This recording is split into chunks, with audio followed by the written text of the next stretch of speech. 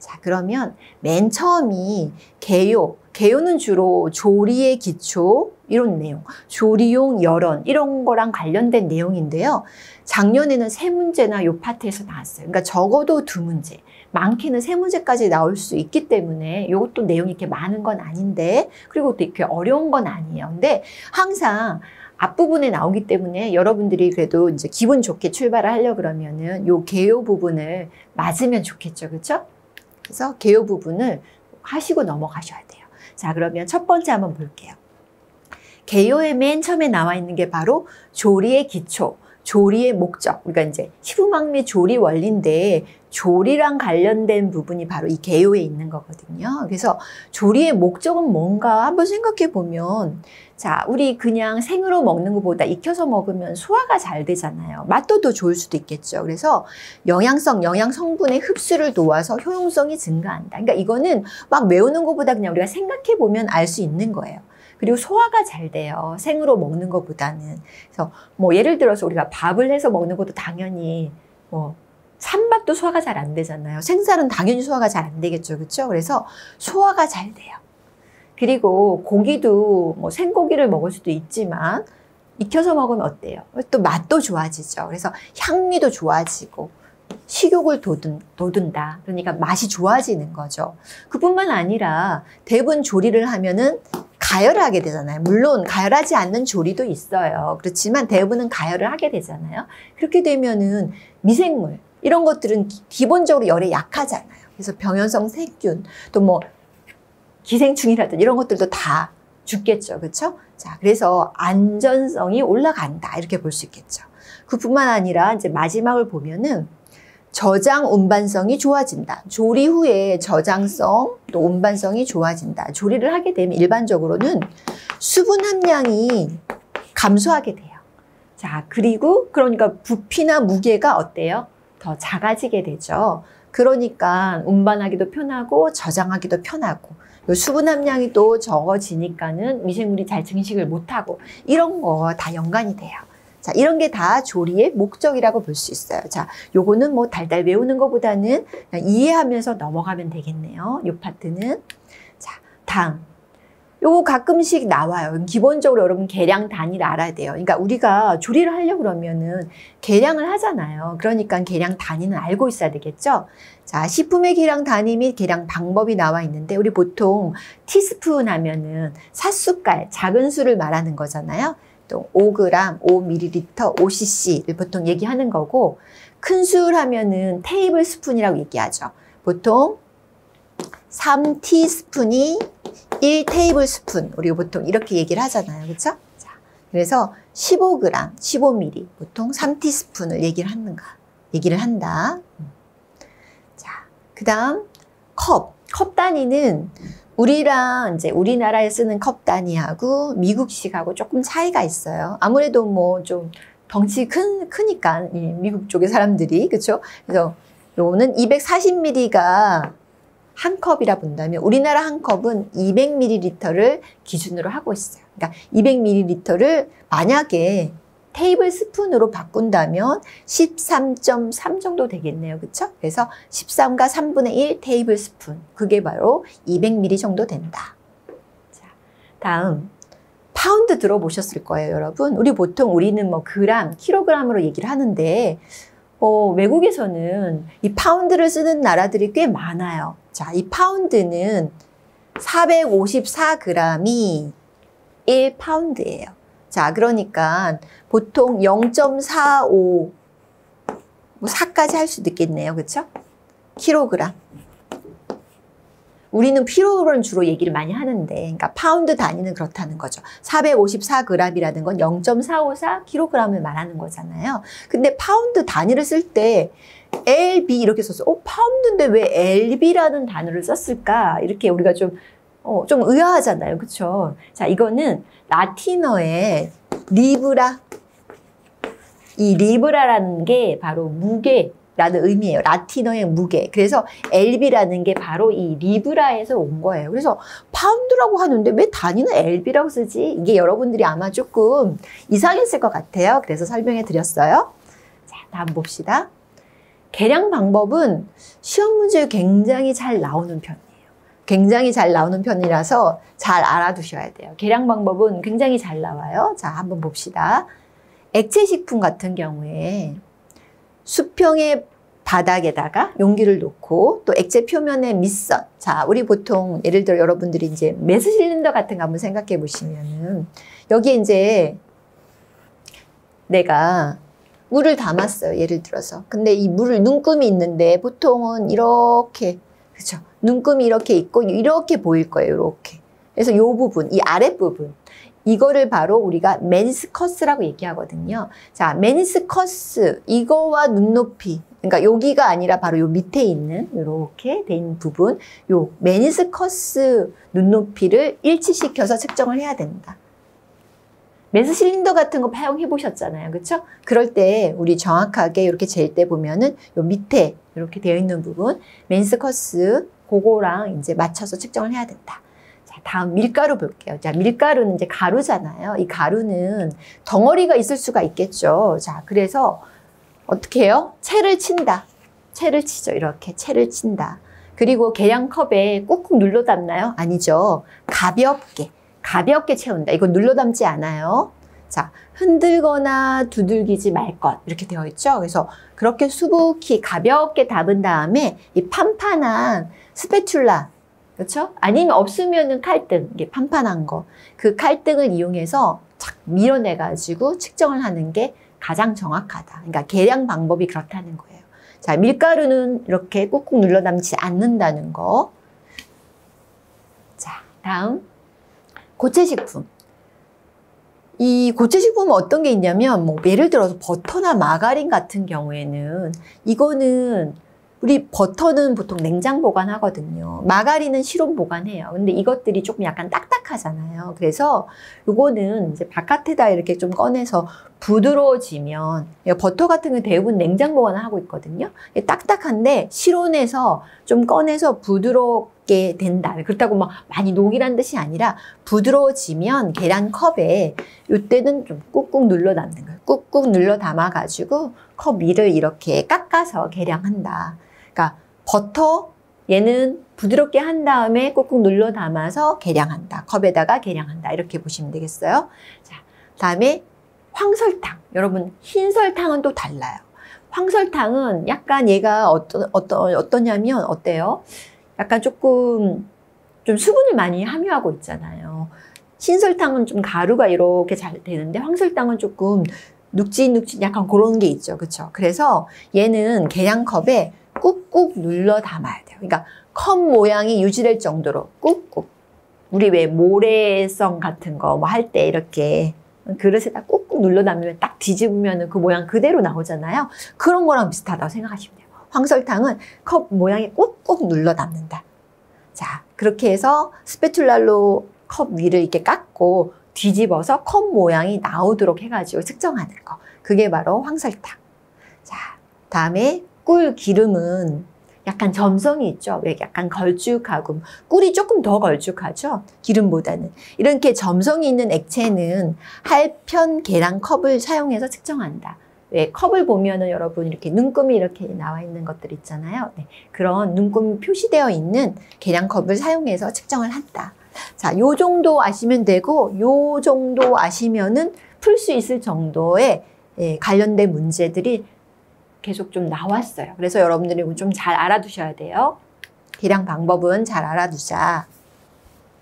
자, 그 다음 이제 전처리 볼게요. 전처리. 자, 우리가 뭐 조리하기 전에 또 썰기 전에 뭐 조리를 하기 전에 보통 우리가 전처리를 하잖아요. 그렇죠? 조리를 하기 전에. 자, 그러면 전처리라는 거는 일단 뭐예요? 씻는 거. 씻는 것도 전처리고 뭐 어디에다 담근다든지, 그렇죠? 뭐 쓴맛을 좀 빼기 위해서 담궈 놓는다든지 이런 것도 전처리예요. 도라지 약간 그런 쓴맛 있잖아요. 그렇죠? 그런 걸 제거하기 위해서 담궈 놓는다든지. 그래서 조리를 하기 전에 하는 게 전처리인데 그 중에 이제 제일 먼저 대부분 우리가 수세, 씻는 거죠. 자, 수세는 씻는 거다. 뭐 씻는 거 모르는 사람 없을 거예요. 자, 우리 씻을 때 흐르는 물에 이렇게 씻으면은 뭐 농약도 잘 제거가 되고 또 씻으면은 묻어 있는 흙이나 이런 것들, 이물질도 또 제거가 될 것이고 또 상추 같은 거 우리가 뒤집어서 잘 씻잖아요. 그러면 거기에 기생충 알 같은 것도 많이 제거가 될 거예요. 자, 일반적으로 씻는다, 수세라는 거는 식품 외부에 부착된 유해 물질, 오물을 제거한다.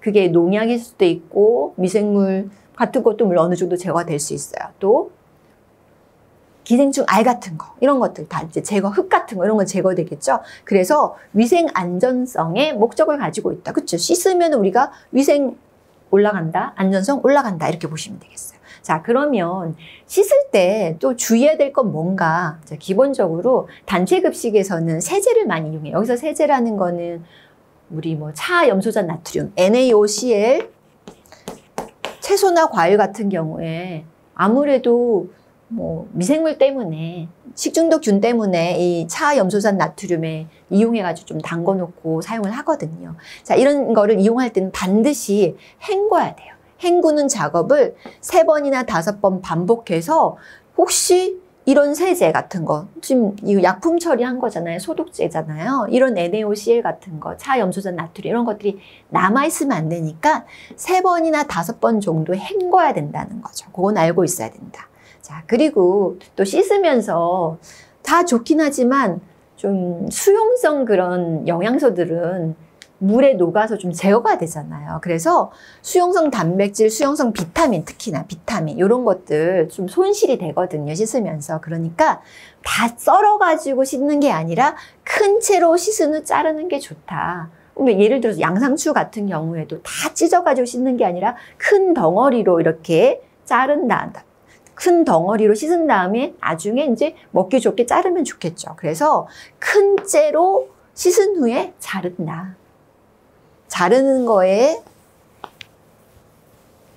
자를 때 우리가 알아둬야 될 그런 상황이에요. 그러니까 또 흐르는 물에 뭐 이렇게 담글 수도 있고 또 흐르는 물에 씻을 수도 있는데 이럴 때도 너무 오랫동안 하면 아무래도 영양적인 또 향미나 이런 것도 손실이 될 수가 있기 때문에 단시간에 흐르는 물에 씻는 것이 좋다.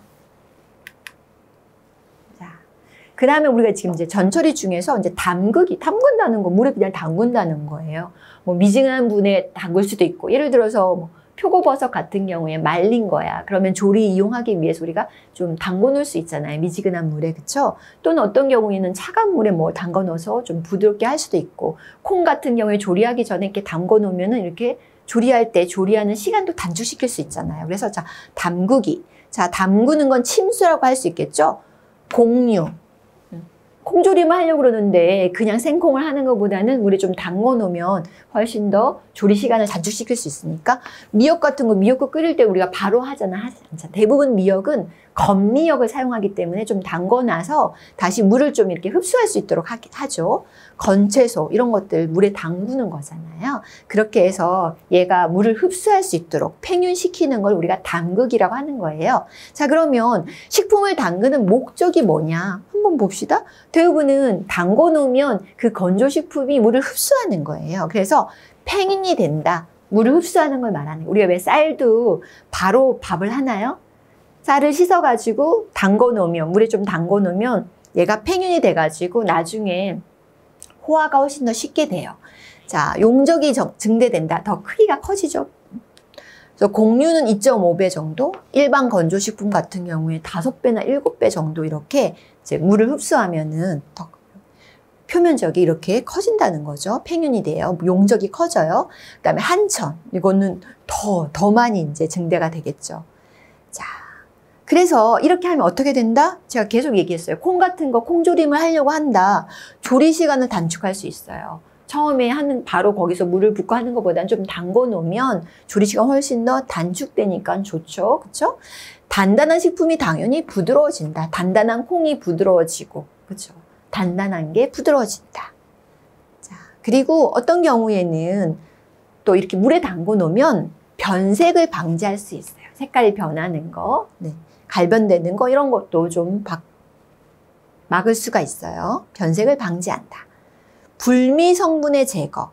예를 들어서 쓴맛, 떫은 맛, 도라지 같은 거 좀 담궈 놓고 또 고사리 같은 경우에 데쳐서 왜 우리 뿌따킬로사이드 또는 따킬로사이드라고 얘기하는 그런 좀 어떻게 보면 독성이 있는 물질이잖아요. 그런 걸 담궈 놓으면 그게 또 빠져나와요. 수용성이라서 제거가 돼요. 또는 염장품의 소금기 제거. 소금을 이렇게 해놨는데 너무 짜. 그랬을 땐 좀 담궈 놓으면은 소금기를 제거할 수 있죠. 짠맛을 제거할 수가 있죠. 자, 요런 것들. 요런 게 다 식품을 담그는 목적이라고 볼 수 있겠죠. 자, 다음. 이제 우리 썰기를 봅시다. 이제 이렇게 담근 다음에 이제 써는 거. 써는 것도 전철이라고 볼 수 있어요. 써는 거. 자, 썬다.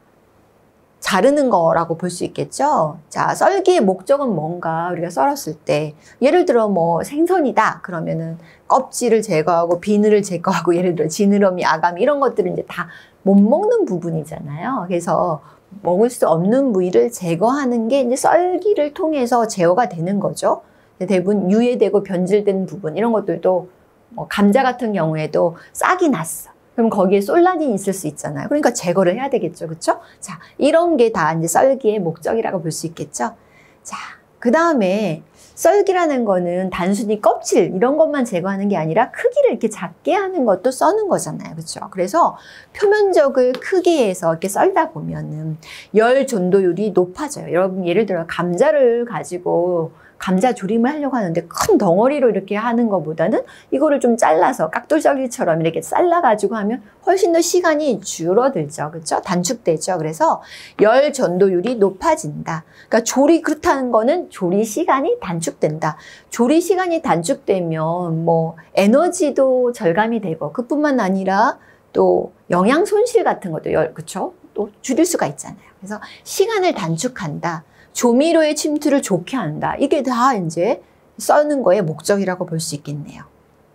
이건 이제 또 무엇보다도 우리가 먹기 좋게 크기로 이렇게 썰어주는 것도 좋겠죠. 그렇죠?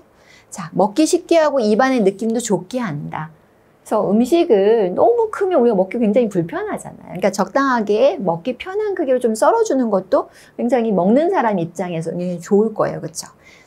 자, 그런데 식품을 씻은 후에 썰어야지. 그러니까 다 썰어놓은 다음에 씻고 이게 아니라 씻은 후에 썰어야지 영양소의 손실이 적다. 기본적으로 특히나 여기서 이제 씻어서 제거되는 거는 대부분 다 물에 녹아 용출되는 그런 수용성 영양소, 그러니까 이 수용성 비타민 같은 이런 것들이 대표적인 거라고 볼 수 있겠죠. 이런 것들의 손실을 좀 줄이기 위해서는 이렇게 큰 덩어리째 한 다음에 그 다음에 썬다. 씻은 다음에 썬다. 썰기 할 때 우리가 주의해야 될 부분이죠. 다음은 이제 분쇄와 맛에 보도록 할게요. 분쇄와 맛에. 분쇄 뭔가 이렇게 가는 거, 맛에 뭔가 그쵸 가루 같은 걸로 만드는 거잖아요, 여러분. 그쵸? 자, 분쇄라는 거는 주로 건조된 식품을 가루로 할 때, 그럴 때 우리가 보통 분쇄라고 해요. 그러니까 쌀가루를 만든다든지 미숫가루를 만든다든지 고춧가루 말려가지고 고추를 말려서 고춧가루로 만들잖아요. 그러니까 그런 걸 분쇄라고 해요. 그리고 보통 맛에라고 하면은 이렇게 으깨는 걸 얘기하는데 수분이 있는 식품을 보통 갈거나 으깨거나 왜 감자를 쪄가지고 이렇게 으깨고 그렇죠? 이런 것들을 보통 마세라고 얘기해요. 네. 어쨌든 분쇄 마세는 가루로 훨씬 더 작은 걸로 만드는 거잖아요. 자, 이렇게 분쇄와 마세를 하면 얘는 어떻게 될까요? 소화율이 향상되고 조리 시간이 단축된다. 예를 들어 우리가 죽을 끓일 때 쌀을 그냥 쌀로 하지 않고 이렇게 갈아요. 쌀을 불려가지고 이렇게 갈아요. 그러면은 조리도 다 금방 되고, 그리고 보통 죽은 이렇게 좀 환자들이 먹잖아요. 위가 뭔가 탈이 났다든지, 그쵸? 소화 능력이 굉장히 떨어진 상태에서 부드러운 죽을 먹잖아요. 그렇게 이렇게 가는 거, 쌀을 갈아가지고 죽을 끓이잖아요. 그러니까 소화율이 향상이 되고 당연히 조리 시간은 훨씬 단축되죠. 그러니까 표면적이 넓어지면서 열 전도율도 아주 더 올라가게 되고 조리 시간은 단축하게 되고 그다음에 소화율도 훨씬 더 좋아지게 된다. 그래서 죽 먹고 이렇게 막 체하는 사람은 없어요. 그렇죠? 자, 다음. 또 이 분쇄 마세를 하면 어떤 일이 일어날 수 있냐면 이게 하다 보면은 갈변이 잘 될 수가 있어요. 예를 들어서 우리가 사과 같은 거 이렇게 간다고 생각해 봐요. 그러면은 금방 갈변이 돼요. 이거 왜 그러냐면 산화효소가 활성화되면서 갈변이 더 촉진될 수 있거든요. 자, 그랬을 때는 이걸 좀 방지하기 위해서는 어떻게 해야 되나? 비타민 C가 효과적이에요. 그러니까 갈변을 예방하기 위해서 소금 이런 것도 이제 좀 효과적이에요. 그러니까 비타민 C, 과즙, 소금을 이용해가지고 그래서 우리 뭐 사과 같은 거 이런 것들도 깎아놓으면 갈변하니까 근데 깎아놔야 된다. 그러면은 설탕물이나 소금물에 좀 담궈 놓으면 갈변을 좀 방지할 수 있거든요. 자, 비타민 C 이런 것들도 갈변 방지를 해주고, 자, 소량의 물을 또 첨가하는 것도 변색을 방지시킬 수 있다. 그러니까 분쇄 마세 할 때 소화율 이런 것들은 좋아지는데 갈변이 될 수 있기 때문에 이때 조금 조심해야 된다. 그 정도 알면 되겠네요. 자, 여기는 지금 내용이 어려운 내용은 아니에요. 교반과 혼합. 교반한다. 보통 교반한다 하면 뭐 우리 크림을 가지고 이렇게 계속 저으면은 버터가 만들어져요. 또 제과제빵 할 때 밀가루 반죽 이렇게 하잖아요, 여러분. 그래서 공기가 막 이렇게 들어가면서 그렇죠? 반죽을 하고 나중에 구우면 어때요? 크게 이렇게 부풀러지잖아요. 그래서 공기 유입으로 제과제빵 할 때 용접 팽창에 필수적인 게 바로 이렇게 폴딩하는 거. 그러니까 밀가루 반죽 생각해 보시면 될 것 같아요. 그 폴딩하고 교반하고 이렇게 하는 거. 자, 위핑이라고 하는 거는 우리가 위핑한다, 이렇게 젓는다라고 얘기하는데 크림을 가지고 계속 위핑 하잖아요. 그래서 유지방 함량이 높은 헤비크림.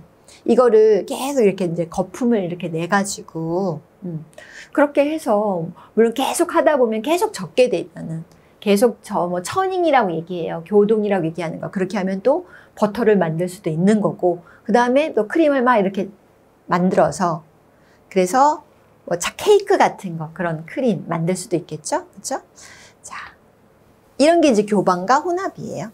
자, 교반과 혼합의 목적은 일반적으로 이렇게 섞는 거잖아요. 자꾸 젓는 거잖아요. 그래서 식품 재료를 균질화한다. 그러니까 골고루 이게 균질되게 만드는 거. 이게 교반과 혼합의 목적이라고 볼 수 있어요. 일반적으로는 이렇게 교반 혼합을 하게 되면 제과제빵 할 때 용적이 우리가 구우면은 빵이 처음에 반죽은 뭐 요만하면은 빵 구우면 훨씬 더 크기가 커지잖아요. 그렇죠? 그래서 용적을 증대하는 거. 그러니까 공기가 계속 들어가잖아요. 이렇게 교반을 하면서. 자, 요 정도 보고요. 자, 다음은 여러 가지가 쭉 나왔고 이제 6번 냉각을 보도록 할게요. 냉각은 온도를 떨어뜨리는 걸 말하는 거잖아요. 그래서 보통 냉각 중에 근데 우리가 이제 온도를 떨어뜨렸는데 냉각 중에도 미생물의 발화 번식이 일어날 수도 있다. 무슨 말이냐면 저온균들이 있어요. 그러니까 낮은 냉장고 온도에서도 증식할 수 있는 저온균들이 있어요. 곰팡이도 그렇고 세균도 그렇고 이런 것들이 있기 때문에 냉각을 하더라도 우리가 좀 생각을 해야 되는 거고. 자, 그 다음에 유지, 산패, 전분의 노화 이런 품질 저하가 일어날 수 있다. 그러니까 저온 저장을 한다 하더라도 그게 뭐 미생물들을 아예 못 자라게 하고 그 다음에 유지의 산패도 완전히 다 뭐 차단시킬 수 있고 전분의 노화도 완전히 차단되고 이렇게 아니에요. 오히려 냉각하면 전분의 노화가 일어나죠. 우리가 밥을 냉장고에 보관하다 보면 노화, 완전 찬밥, 굉장히 딱딱한 밥이 되잖아요. 그런 노화가 일어나게 되고. 그러니까 냉각 중에 일어날 수 있는 거, 유지의 산패 이런 것들이 일어날 수 있기 때문에 저온 저장을 한다 하더라도 이게 오랫동안 뭐 아주 오랫동안 이렇게 보관할 수는 없다는 거죠. 그래서 단실 내 저장을 목적으로 하기 위해서 잠깐 냉각을 할 수 있고요. 그리고 온도를 좀 떨어뜨려야 될 때 차게 식혀서 사용을 해야 되는 경우들이 있잖아요. 이럴 때 좀 냉각을 하겠죠. 자, 그래서 냉각을 시킨다? 예를 들어서 뭐 샐러드 같은 것도 양상추도 좀 차가운 데 보관을 하면 아삭아삭한 게 훨씬 더 이제 그런 아삭아삭한 식감이 더 좋아지게 돼요. 그래서 식품의 맛이나 질감이 이제 좋아지니까 네, 냉각을 시킬 수 있고요. 또 단기간 근데 저장을 해야지 이거를 뭐 오랫동안 냉각을 이렇게 하는 거는 아니라는 거죠.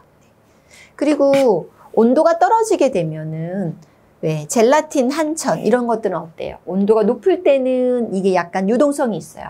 그쵸? 그러다가 온도가 이렇게 떨어뜨리면, 냉각이 되면은, 저온으로 조금 온도가 떨어지게 되면은 응고가 되잖아요. 그래서 졸이 젤이 되는 거죠. 졸 젤에 가는 거는 또는 졸 겔이라고도 얘기하고, 요거는 또 뒤에 나오니까 그때 저 설명을 해드리도록 할게요. 자, 냉각, 그러니까 앞에 지금 냉각은 냉장이라 생각하시면 되겠어요. 그리고 이제 냉동이 있는데 냉동을 얼리는 거죠. 그래서 빙점 이하의 온도에서 식품을 저장하는 거다.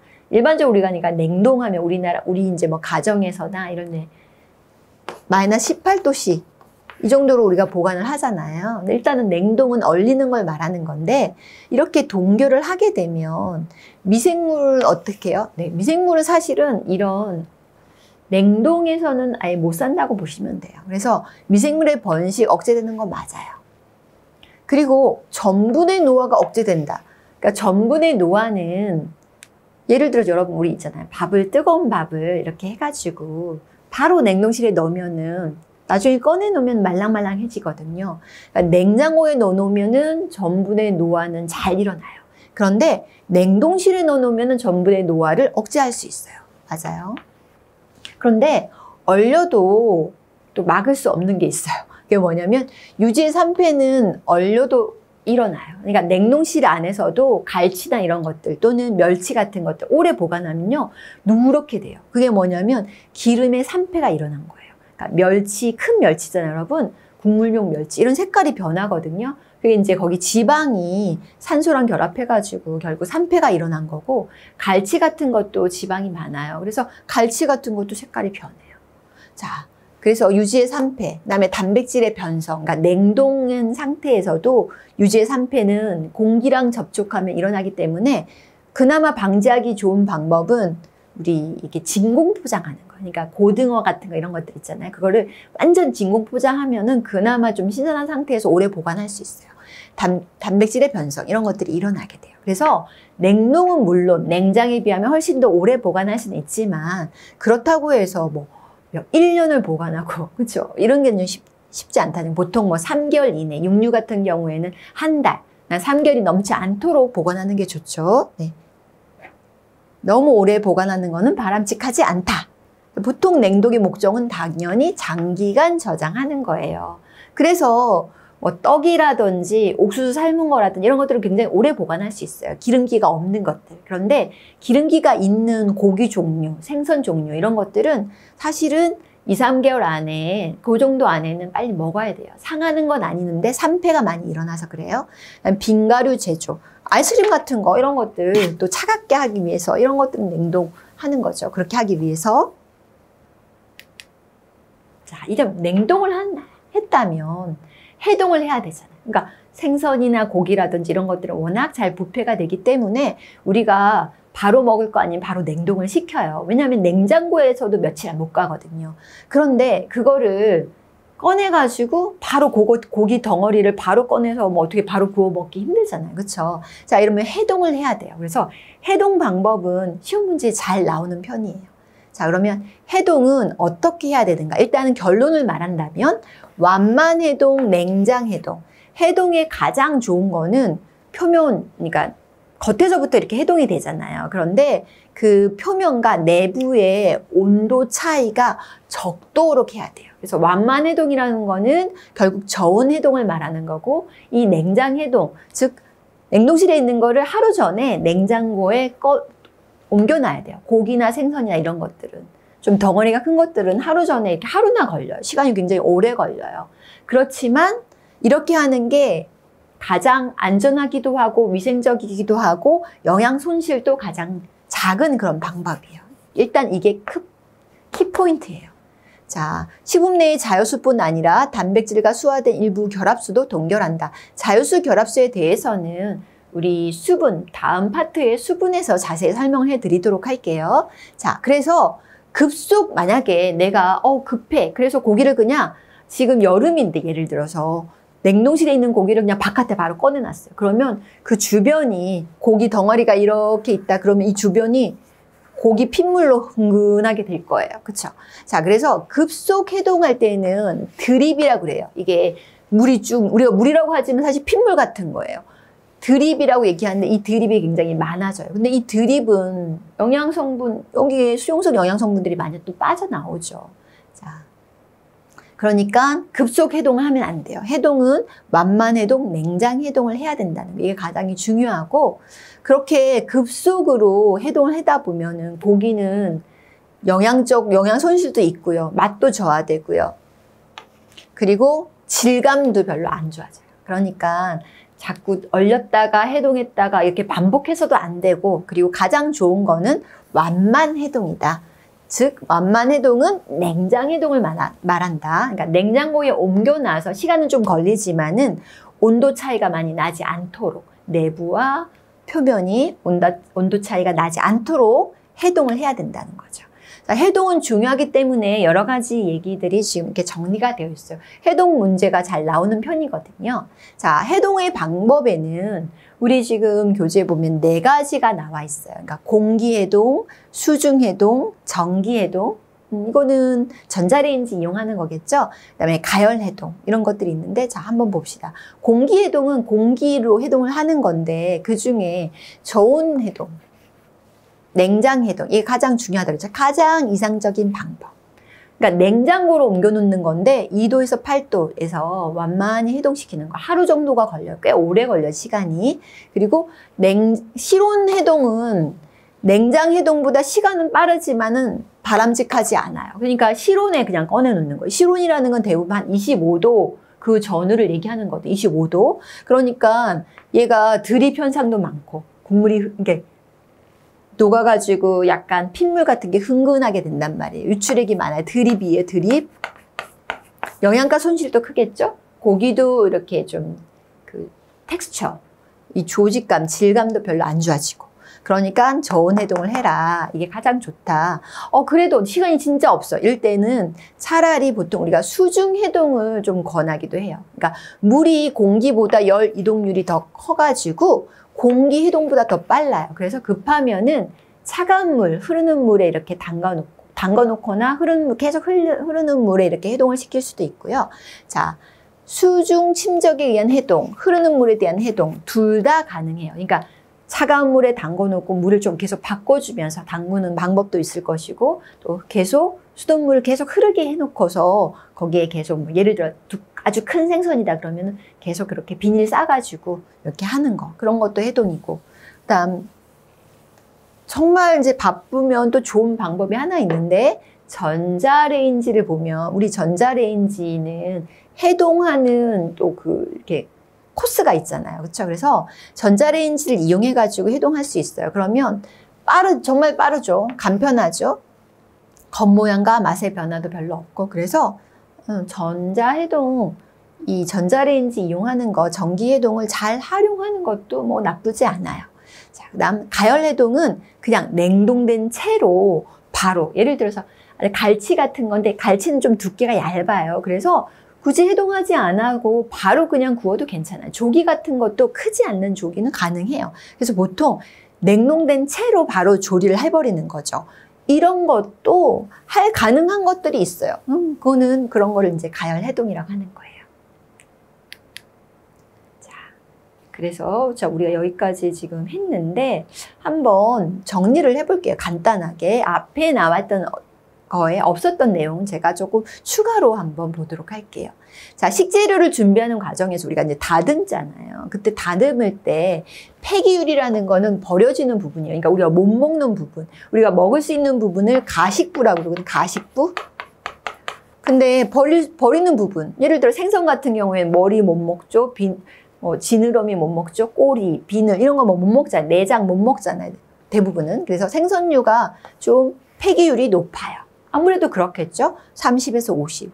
채소류는 60에서 10 정도고 육류는 30, 요 정도 된다. 그래서 곡류, 채소류가 폐기율이 낮아요. 근데 조개는 껍질이 있잖아요. 그래서 홍합 같은 것도 보면은 부피는 이렇게 큰데 실제로 껍질 이렇게 수북이 쌓이잖아요. 그렇죠? 그래서 조개, 생선 같은 게 폐기율이 높다. 자, 그다음 씻기에서는 씻는 방법. 흐르는 물을 이용해서 일단 씻는 거. 그리고 썰기 전에 씻는 거. 그러니까 씻은 다음에 썬다. 순서가 씻은 다음에 썬다. 그쵸? 쌀은 비타민 B군, 또 뭐 비타민 B1이라든지 이런 것들, 그쵸? 손실되니까 너무 많이 씻는 것도 좋지 않아요.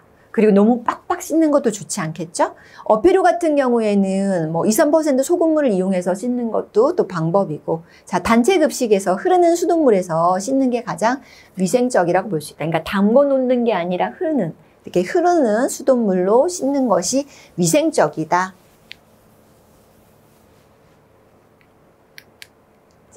그다음에 담그는 거. 우리가 왜 담그죠? 보통 담그는 거는 뭐 쓴맛 같은 거, 고사리라든지 도라지라든지 이런 것들 좀 담궈 놓잖아요. 그렇죠? 그리고 또 담그는다는 거는 콩을 담궈서 콩조림을 한다. 수분을 흡수시키기 위해서, 갈변을 방지하기 위해서도 담궈 놓을 수 있고요.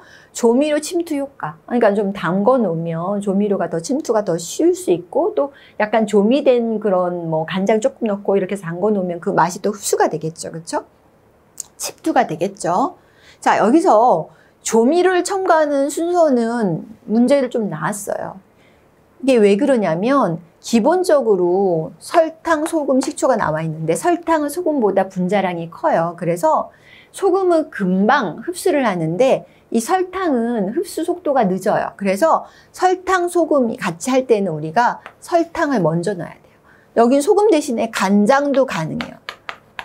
간장 갖고 조림 같은 거 할 때도 우리 보통 조림하면 설탕이나 올리고당 이런 것도 넣고 그 다음에 간장도 넣고 그렇잖아요. 근데 이럴 때 간장을 먼저 넣어버리면 이게 더 짜져요. 그래서 처음에 설탕 먼저 넣고 그 다음 소금이나 간장, 그 다음 마지막에 이제 식초는 이 식초 그 향이 어떻게 보면은 좀 날아가 버리잖아요. 휘발해 버리잖아요. 그래서 마지막에 넣는 거예요. 설탕, 소금, 식초.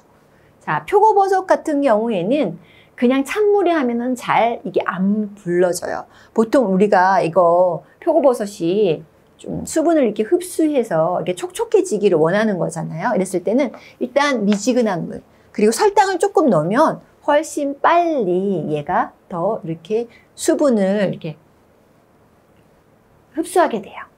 자, 그래서 미지근한 물에 설탕을 약간 넣고 한다. 너무 많이 넣을 필요는 없고요. 그 정도로 한다. 그리고 우리가 썰 때 앞에서는 안 나왔는데 이제 써는 거 여러 가지 뭐 왜 써는지, 썰면은 조리 시간도 단축되고 뭐 먹기도 좋아지고 그쵸? 편하게 되죠. 이런 것도 있는데 조리랑 연관된 부분에서는 예를 들어서 보통 육류는 결이 있어요. 예를 들어서 고기가 있으면 여러분 고기 덩어리 그냥 제가 이해하기 쉽게 이렇게 그린 거예요. 보면 이렇게 결이 있어요. 잘 보면. 근데 이게 부드럽게 하기 위해서는 이 결 반대로 이렇게 끊어줘야지 고기가 안 질겨요. 그러니까 육류는 결 반대로 썰어야 썰 때. 그래야지 더 부드럽죠. 특히나 소고기 같은 경우에는 우리가 잘못하면 이게 좀 질길 수가 있잖아요. 그렇죠? 그래서 이렇게 결 반대 방향으로 썰어야지 연하다, 부드럽다. 자, 냉동을 시킬 때는 급속 동결. 여기서 급속 동결이라는 건 빠른 시간 안에 빨리 얼리라는 거죠. 그러니까 예를 들어서 큰 덩어리 고기가 있어요. 이 덩어리 고기를 얼리려고 그러면 시간이 오래 걸릴 거예요. 그러면 얘를 좀 작게 잘라가지고 뭐 2cm 두께, 예를 들어 원래 막 10cm였다. 그럼 이 덩어리를 그냥 얼리는 게 아니라 2cm 정도로 잘라가지고 얼리면 훨씬 더 얘가 빨리 얼려질 거예요. 그렇죠? 그런 게 급속 동결이에요. 그러니까 급속 동결을 하면 나중에 드립 현상도 줄일 수가 있고, 해동을 시켰을 때, 완만 해동을 시켰을 때, 그래서 급속 동결이 좋다. 방법은 좀 이렇게 잘라서 하는 것도 방법이라는 거, 얼리는 것도 방법이 되겠죠? 자, 동결은 급속 동결이에요. 그런데 해동은 어떻다? 완만 해동. 그러니까 우리 저온 해동, 냉장 해동 말하는 거죠. 냉장 해동, 바로 이게 뭐다? 완만 해동. 천천히, 시간이 오래 걸려요. 하지만 그렇게 되면 드립 현상 줄일 수 있다. 그리고 질감도 좋죠. 그래서 고기 같은 거, 특히나 뭐 구워서 먹는 고기 종류 있잖아요. 스테이크용이라든지 고기 같은 것들은 당연히 이제 우리 저온 해동, 완만 해동을 가장 권해요. 자, 여기까지 하고 지금 내용이 많으니까 또 이어서 하도록 할게요. 여러분 수고하셨습니다.